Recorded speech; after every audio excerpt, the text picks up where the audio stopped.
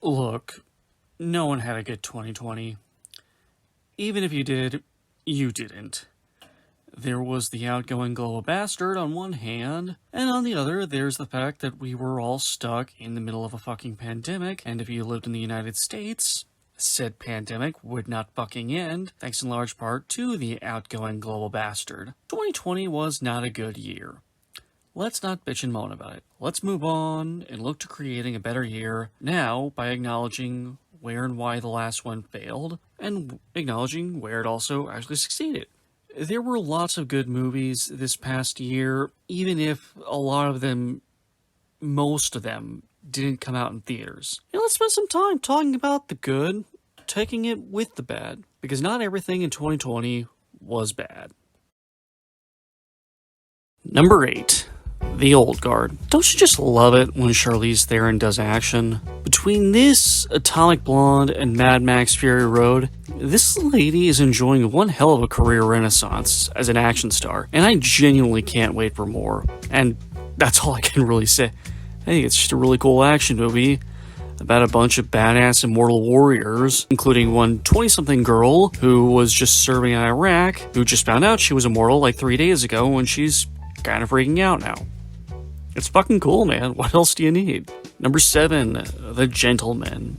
This movie was one of only 4 things I got to see in a movie theater this year. And it was just another really fucking cool movie. I've always loved Guy Ritchie's style. I've always loved gangster movies. And I've always liked stories about people who aren't from a specific culture, but who learn to thrive in their new environments. And The Gentleman ticks off all the boxes for me. And that's just on top of the charismatic performance from Matthew McConaughey, the wonderfully camp performance from Hugh Grant, and the hilariously done-with-everything character that Charlie Hunnam plays. It's all just so wonderful. Number 6, Onward. Who doesn't love Pixar? Who doesn't love adventure movies? Who doesn't love heartwarming stories about reconnecting with lost family members? Put all these things together, add in the 2 most beloved stars in the MCU, toss in a little bit of Julia Louis-Dreyfus for good measure, and you got yourself a pretty good time at the movies that will certainly put a few tears in your eyes. Number 5, Soul. Again, it's Pixar, so unless it's fucking Cars 2, it's bound to be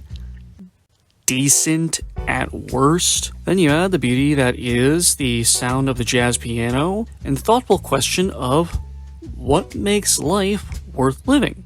Is it the things that you're passionate about, or is the point of living just living for its own sake, just enjoying existing in this beautiful world around us? It's an interesting question, and it's one that's well answered with the wonderfully touching performances from Jamie Foxx and Tina Fey. Number 4, Tenet. I genuinely thought I was going to cry when I finally got to see this movie. I love Christopher Nolan's films, and I was so upset when the movie theater started closing down because I immediately realized I'm probably not going to get to see this movie until next year, or maybe even in 2022. And when Governor Whitmer opened movie theaters back up here in Michigan for like a month and a half, I was so thrilled because it meant I could finally see this fucking movie. And what's funny is when I actually got to the cinema, I was rushing. I paid for my ticket, but I realized my showing was about to start, so I literally ran straight for my theater. By the time I actually got in there, there was a preview still going, but I was also the only person in the actual room, and I was still so hopped up on adrenaline that I literally screamed out, "I'm at the movies." And when I finally saw the movie, I was so delighted with what I saw, because it was so good. I didn't want my first movie after 8 fucking months away from cinemas to be some trash thing like a Grown Ups 3, and it wasn't. It was exciting, it was engaging, and it was actually one of Nolan's funnier movies, especially when John David walks into a restaurant kitchen, likely about to get his ass beat by some gangsters, and instead of asking, "Who are you? What's going on?" John just cracks, "I ordered my hot sauce an hour ago." Iconic. Instantly iconic. Number 3, Hamilton. Fuck you, yes it counts. And more importantly, this musical just plain slaps, as the kids like to say. It's a genuinely exciting and engaging piece of entertainment, and it's actually pretty emotional in parts. Special shout out going to Burn, Nonstop, Satisfied, The Story of Tonight, The Reynolds Pamphlet, What Did I Miss, and pretty much every single song sung by Jonathan Groff's King George. And plus, there's just really something tragic about Hamilton's arc. As someone who kind of always had a death wish, finally getting their wish right when they didn't want it to come true anymore. Alexander Hamilton was the kind of person in this story who just embodied the lyrics. For me to want to stay in one spot, another day of monotony has gotten me to the point. I'm like a snail, I've got to formulate a plot or end up in jail or shot. From Eminem's Lose Yourself. And in the end, well, you got 2 out of the 3. Number 2, Trial of the Chicago 7. It was a really close one between this and my number 1 movie, but this was such a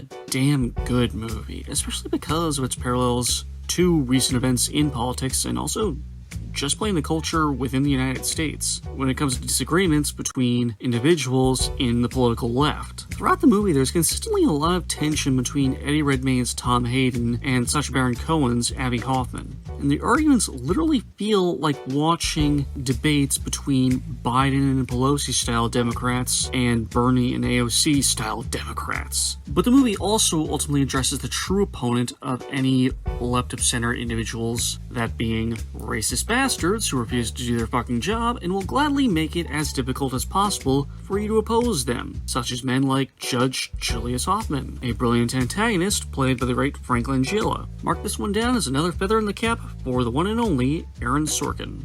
But of course, if one is to take the good with the bad, one must still acknowledge the bad. After all, the title of this video does say, open parenthesis, and one least favorite, close parenthesis. So, let's discuss the one movie that I just couldn't stand this year. Let's talk about a little movie from Netflix by the name of Hillbilly Elegy. When I talked about Queen and Slim last year, I railed against so many aspects of it. But one thing I'm not sure if I touched on enough, in hindsight, was how that film fundamentally does not understand the subject matter it says that it wants to discuss. Queen and Slim wasn't really about Black Lives Matter. It was a Bonnie and Clyde story, but Bonnie and Clyde were black. Anything relating to BLM was performative wokeness at its finest. But be wary, Republicans, for you have performative wokeness as well. Look no further than the latest from director Ron Howard. Hillbilly Elegy has no genuine understanding of what it's like to be poor, or to come from an abusive family, or to deal with people you care about who just can't kick an awful habit like drug addiction. It just depicts these things like, oh dear, these crazy rednecks. And the main character is just the most obnoxious kid. He's a holier-than-thou little prick who basically parrots every single talking point that your Republican health teacher would have told you about 15 years ago. It's insufferable.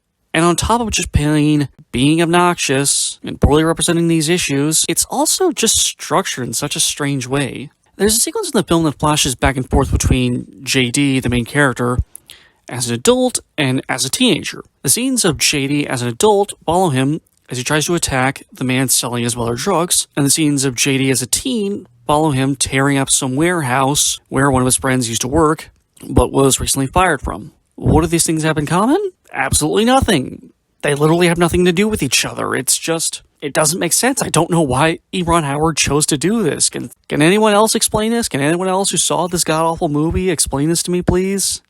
I don't understand. Amy Adams and Glenn Close portrayed JD's mother and grandmother, and while they're both giving this movie everything they can, they just can't keep this ship from sinking. I really enjoy most of Ron Howard's films, but I'm really not sure what the hell he was trying to do with this movie. This whole thing is just, no, it's just not good. Very, very not good. No, don't watch it. Don't watch it. And my number 1 movie of 2020 is Da 5 Bloods. Christ, this movie was so good. Is there anything Spike Lee can't do? I mean, Black Klansman was one hell of a tough act to follow, but I think 5 Bloods just barely tops it.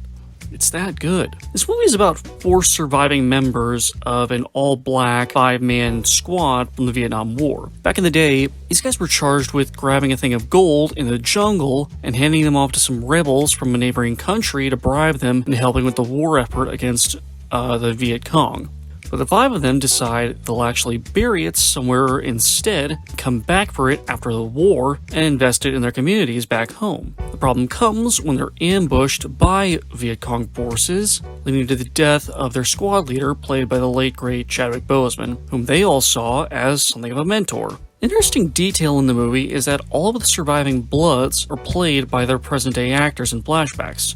When you see Chadwick being a mentor to Delroy Lindo and Clark Peters, you see this 40-year-old man who looks like he could have passed for 30, mentoring these actors in their late 60s. It's something that could be funny if they wanted to play it that way. There's something oddly symbolic about it. Like, these men are so caught up in that moment from about 5 decades ago that in their mind's eye, these traumas only just happened yesterday. And that's something I think is inherently intriguing about this movie, because the focus is on these 4 men going back to Vietnam to retrieve Chadwick's body and see him buried back home, and to also retrieve the gold he lost his life for. And while they're there, inevitably they're exposed to the place where their most traumatic experiences happened, where they endured all those things. And that is just so fascinating to me. There's a lot more interesting things going on here, but I don't want to go into further detail because it's just so fucking good and you all should watch it. Just pause this video and go fucking watch it right now. Right now. Shut the fuck up right now. Watch it.